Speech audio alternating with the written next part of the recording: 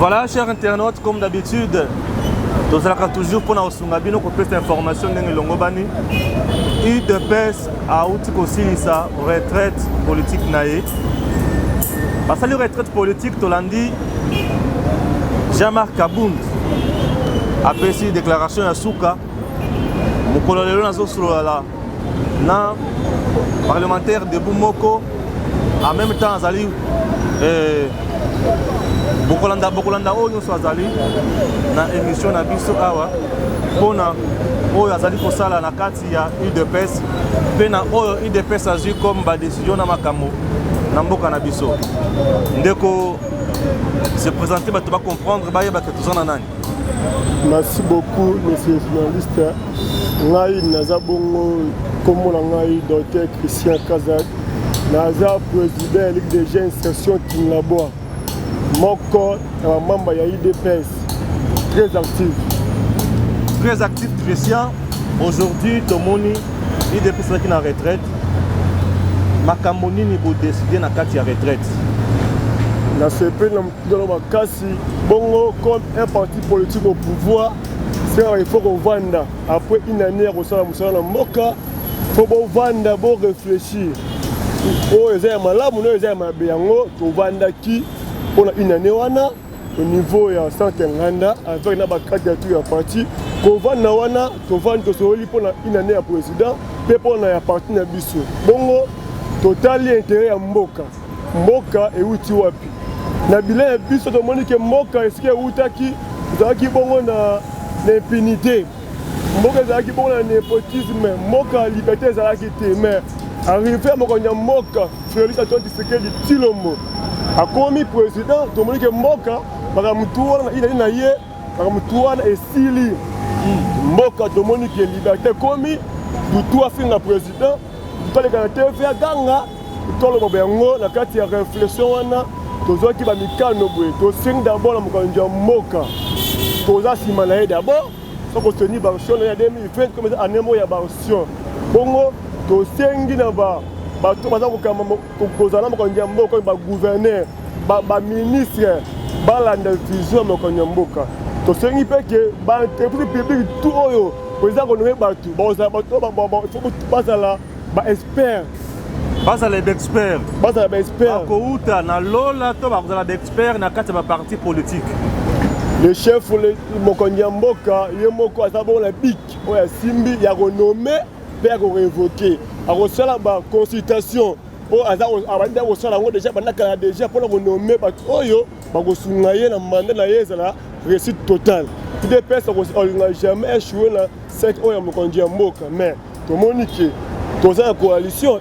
Des personnes à pencher de la coalition là-bas tout. Tout le monde depuis l'histoire du Congo, la coalition est salamé, mais oh yo, mon connaît ça bon la bonne foi. À ce qui est travailler ensemble, mais l'intérêt à peuple congolais, dernier à Sengi Bongo. Mon connaît Sengi Bongo travailler ensemble avec l'intérêt peuple congolais. Nous sommes tous dans Siko. Vous en avez posé des experts dans l'entreprise. Des experts ou des experts, il y a des partis politiques. Il y a des FCC, il y a cash, des experts dans la société congolaise, il y a des partis politiques. C'est ça souci dans la place. Merci beaucoup. Tant que le but est de politiser l'entreprise publique, ça veut dire quoi? Donc, tout le monde qui n'a pas de ministère avec BIMA, tout le monde qui a un dialogue entre FCC et la cash, mais l'entreprise est causala. Beaucoup selon la FCCT. Non, c'est le chef de l'État qui nomme en collaboration avec le gouvernement pour que Mboka est à Malamu. On a beaucoup de blocage, puisque là on va dire que l'UDPS va maintenant en guerre. Constitution FCC Mboka pouvoir wana ya nommer les mandataires dans le conseil des ministres. Il y a un biki wana renommé. Mandataire, le but est qu'il n'y a pas tout. Pour qu'il n'y a pas de coalition, non. Qui peut nommer encore. Donc, aussi bien quand même, il y a un mandataire, il y a Jekami, il y a SNCC. En nommant encore, jusqu'à présent, ministre de la portefeuille, Joseph Kabila a notifié 7 mois après, ordonnance à chef de l'État qui jamais exécuté yango. Vous avez dit que tout le monde et puis comme un blocage. Na mona mukolo moko ministre portefeuille ça discours moko la TV officiellement que aboyi ko appliquer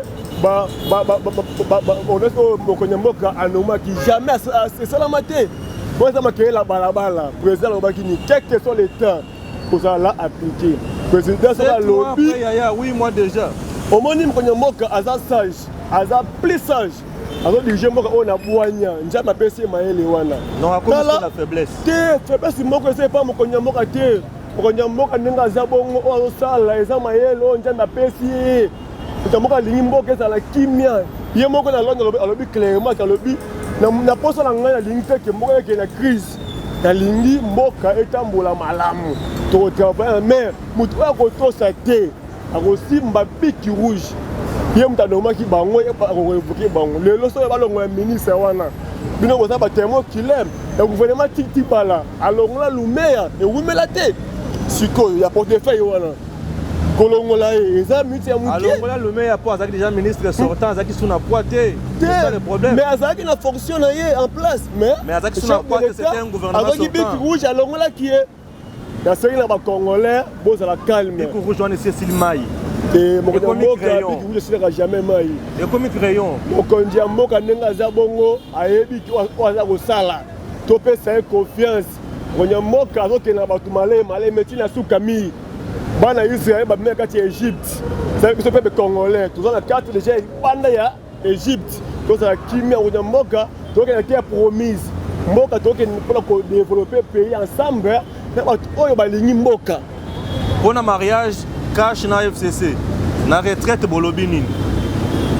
Pour un mariage wana to pesi chance, dernière chance na coalition wana.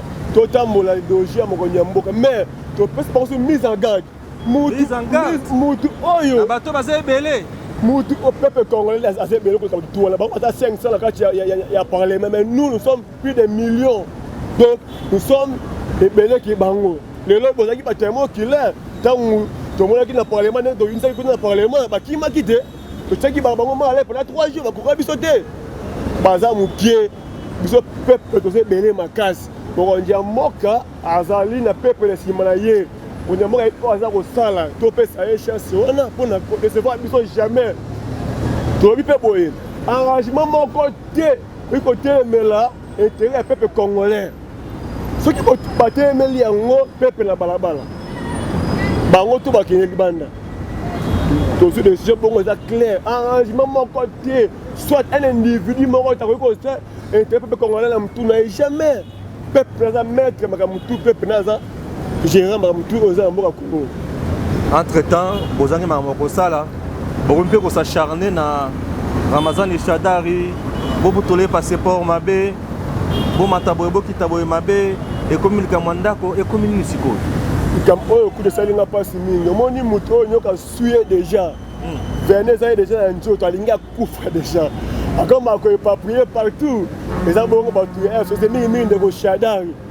Nyoka si a suye déjà, alingi kufa mais akufa na bongo ya IDPS te, na bongo pe akashi te.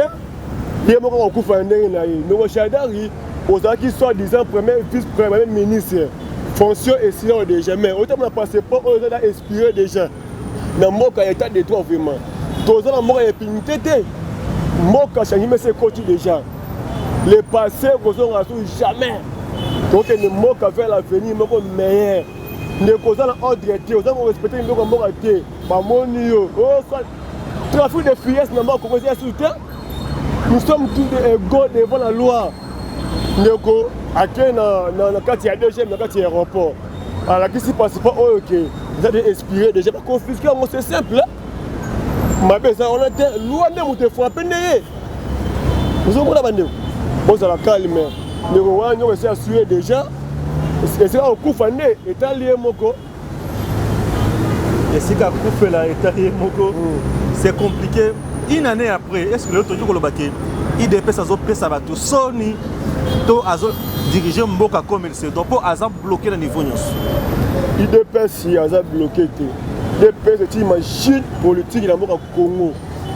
Le lot IDPS au pouvoir. Tout le monde tous les cachets années ils ont bloqué. C'est ça déjà un changement capital. Je veux pas qu'il bien que tu redébrouilles le système en place. On a informé déjà que total dans le gouvernement. Blongiaka les alliés combien?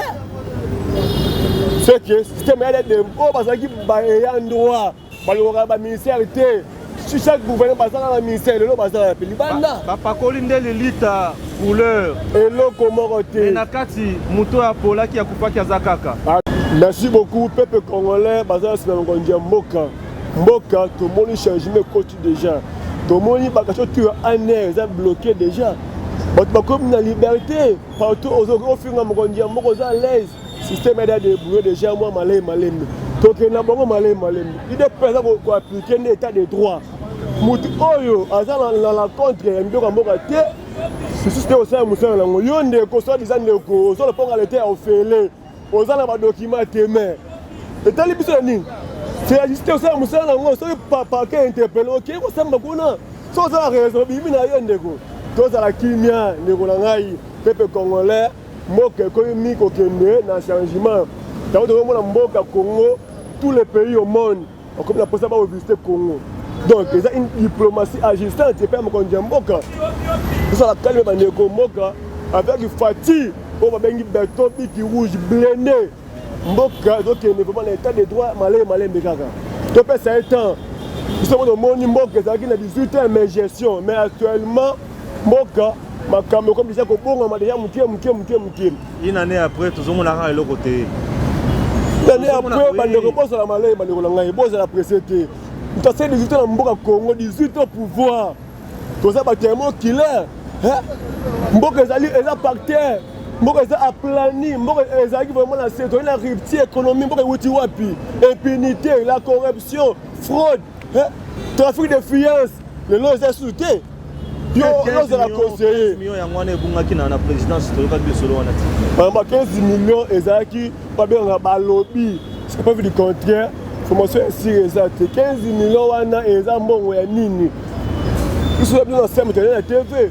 Ba pesi juste ça musala na pesi IG. Secrétaire général finance. Ça musala na ndenge historique. Mutu mo za ka bien ko nyamboka mtayiba kimbongo wana. Donc ça musala ndenge sengeli. Botika justice ça musala ngo ko nyamboka boy ko za na kati ya justice. Atika ko za la indépendance. La justice ko jamais na politique té. Eza na bana ko nyamboka. Pour la mboka ça a développé c'est une bongo. En 2023, bozo pensa que bozo na discours bozo peuple congolais pour bilan la bino ko la kaka négatif hein. La bossa le moment encore dans le bas la pesa na bon 2023. Au moni totanga ba classe kabelo pouvoir 18 ans. Dans ton monaté toute l'étendue enseignement de base ça gratuit. La personne coup de chapeau dans mon congémbo na sika wana vraiment wana benga ngoza bien filé ata boté makelele vraiment une année wana déjà enseignement comme gratuit en plus na rappelle au moko mutaza ministre ya enseignement primaire eza nani mutu FCC ministre Willy Bakonga ata ko diriger mo malamu le vision mo congémbo partout kende enseignement de paysan gratuit c'est wana déjà discours est clair déjà donc on y a moka discours c'est très clair. Changement en enseignement de base est gratuit. L'éducation est une nation. Si on éduque tout le monde est malade, vous avez bien les frères, vous déjà. Et discours clair. Très bien. En 2023, vous avez un discours. Il dépasse au pouvoir. Le maître nagé avait dit si aussi pouvoir de reconcevoir le plus longtemps possible. Pouvoir retirer le bâtiment, comme jamais. Pouvoir reconcevoir le tir sur le pouvoir dans Malembe. Chaque année, après 5 ans, il dépasse le pouvoir. Tirer sur le pouvoir, les Congolais ont la patience. Moka, tu as l'impunité, ma casse, bandeko na ngai. Tout le gâteau, tout le temps, Moka, ça va payer moi, chochoter. Moka, moi, je vais faire la justice à la bonne, après 5 ans, pour ça, je vais quand il y a Moka, actuellement, je vais que Moka, tout ça ensemble, tout ça, mais, pendant que on passe tout ça, traité dans le Moka, Talibango, oh, les abongo, à 6 000 qui rouge, tout ça, mais d'origine. Bientôt là, on est procureur, on a ma tête. On est procureur. Général, il a pris ça à ma tête. Merci. Donc comme Souka, vous avez compris les aléas directs puisque nous sommes en plein air. Raison pour laquelle on n'en paie rien, mais nous sommes là uniquement pour vous servir. Merci beaucoup à notre bien-aimé Christian. Il a parlé à cœur ouvert. Na Actu Plus et Dem TV officiel, awa mutalo baka calmement. To finga kapete, mais souci na biso za ko lobela makambo ya mboka pe ko proposer oyo esengeli esale mana mboka na biso ko ete mboka etambola ke de liboso. Zamba batela Congo.